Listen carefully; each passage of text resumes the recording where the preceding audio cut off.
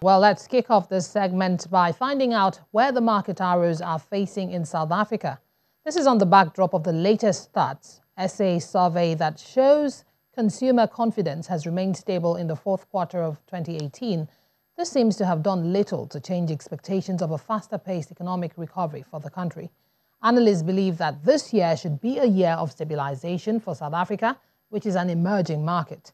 Our business correspondent Natasha Piri reports from Johannesburg. JSE-listed cellular phone giant Vodacom took a major slump this week as figures show the group's services revenue declined by minus 0.9% in the country. Retail giants like Shoprite and Woolworths took a knock too. Analysts believe this is due to consumer spending decreasing. The highlight was Vodacom, which fell 7%. They missed their targets. Like many other companies, it was a bleak December for retailers, and as you said, Shoprite and Mr. Price verified that fact, and it's really right across the board. South Africans weren't spending in 2018, and they didn't spend in December either.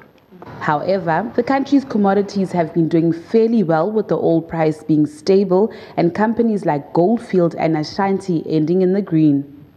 Commodities have done quite nicely. So you saw in 2018, commodity-related stocks had done very, very nicely, and that was basically due to them cleaning up their balance sheets, focusing on free cash flow, decreasing their debts. So you've seen that theme continue on in this week. You've also seen the stabilization of the oil price. Both experts are of the view that investors are getting confident in South African institutions because of the various ongoing inquiries and government's efforts at rooting out corruption. The outcome of the PRC inquiry will have a direct effect on the market.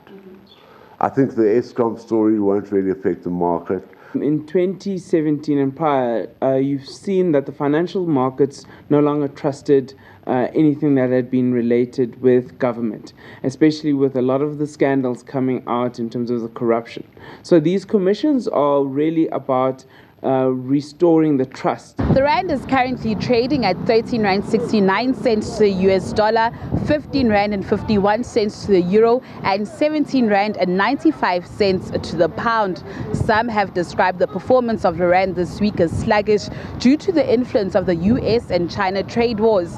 Meanwhile, speaking in Davos, Switzerland, President Cyril Ramaphosa has indicated that direct foreign investment in the country has shot up by over 400%, from 1.3 billion to 7 billion US dollars. And on Zimbabwe, he called on the lifting of sanctions by the international community. Meanwhile, the SADC response to the Zimbabwe economic crisis is an issue the markets are watching out for. From Johannesburg, South Africa, Natasha Piri, Channels Television News.